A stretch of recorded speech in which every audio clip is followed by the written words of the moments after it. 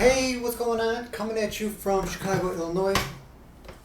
So I'm just gonna quickly discuss an article that I found here online, and then I'll just share some of my thoughts.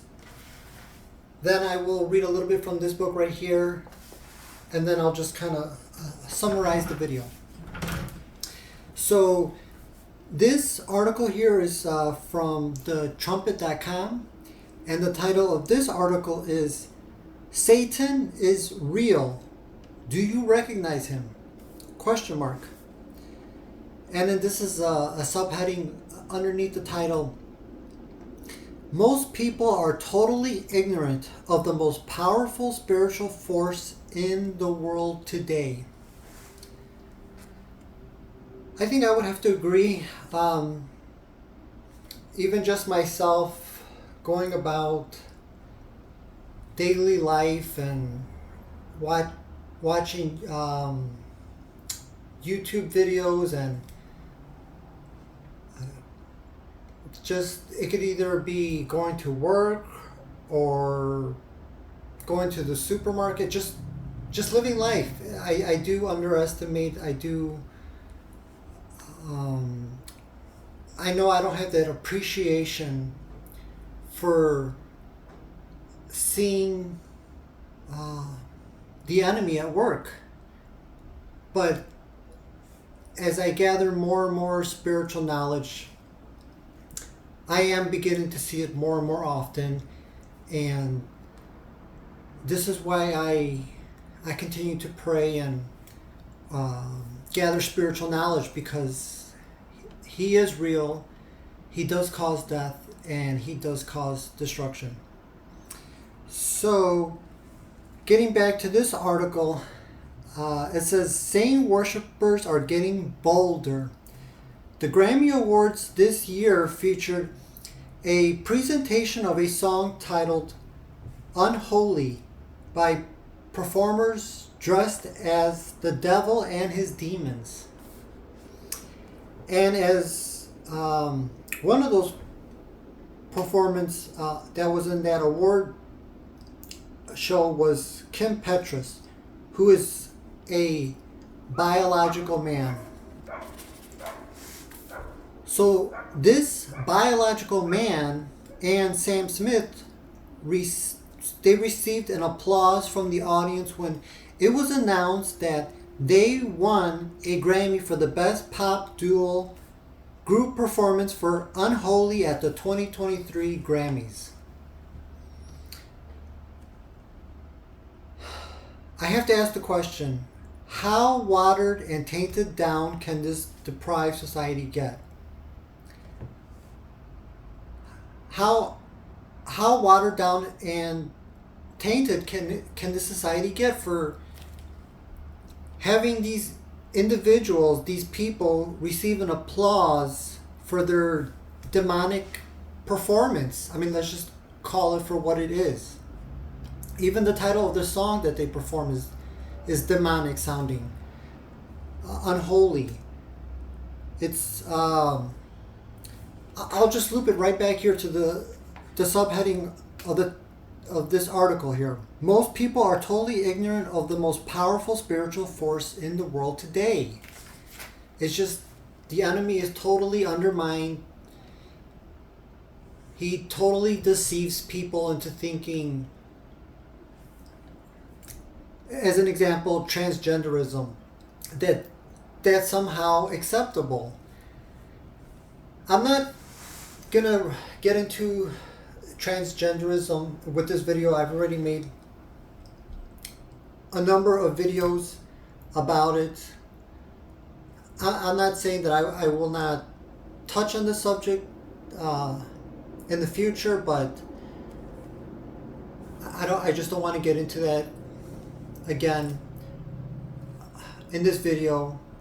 But as far as the enemy at work, I have made other videos in the past where there was basically corruption and greed taking place.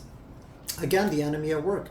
I did this one video about, I believe I titled it the homeless and the seniors tossed to the side, the rich get richer. And in that video, I talked about this elderly woman. I believe she's in her mid-70s. She's living out of a van. And she was telling the interviewer that the system, she was trying to get housing. But the system, it was like making her go through these hula hoops to try to get housing. And then the interviewer, she was saying how the system is set up to purposely make it difficult for these seniors to get housing. And what I took away from that information is that it's almost as if the government, the system, they don't want to deal with these people. They just basically want them to basically become homeless and just basically die and wither away. Let them be somebody else's problem. So, yes, the enemy is definitely at work. So that was the information that I found online. I'm gonna come right here to this book, As It Was in the Days of Noah by Jeff Kinley. And I'm gonna be reading from this chapter here, 50 Shades of Immorality. And I'll just start reading here. Considering the extent of mankind's corruption during the pre-flood days and the vile demonic perversions we saw in chapter 1 of this book, what emerges is a portrait of planet-wide debauchery. Sex saturated every society, and people thought about it constantly. It dictated their actions and ruled their relationships. It was the soundtrack to their sin-filled lives. Yes, Satan's plan was succeeding and right on schedule. That's because he knew something about humanity. And this inside intel helped him craft his master plan of corruption. But what did he know? Studying the original creation, we discovered 3 bedrock truths about mankind. Number 1, man was made in God's image, with intelligence, emotions, and a will. We think, feel, choose, and have the capacity for relationship. Number 2, the male gender was created unique and distinct from the female gender. And then number 3, man was made for woman and woman for man, physically and emotionally. So, if you're the highest created angel and you've been expelled from heaven because of your failed coup, you now possess a venomous hatred for God and everything connected to him. And nothing is closer to the Creator's heart than the crown of his creation, whom he loves. Touch the ones he loves, and you've touched the very heart of God. So, what do I take away from all this information?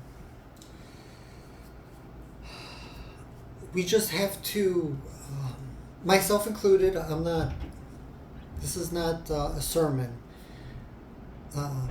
We have to make sure that we're not undermining the enemy, because his existence is just all over. You see it on the YouTube videos, you see it in the news, you see it on articles online, you see it. It's just, his presence is everywhere, and it's just so important to have either a Christian book or reading the Bible, and then just saying our prayers.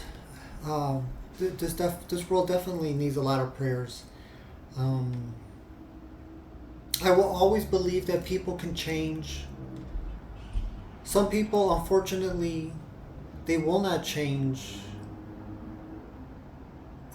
But that's why we need to do both. We need to work on ourselves and and extend that mercy on other people, because we've done wrong ourselves. So we have to try not to be too overly harsh.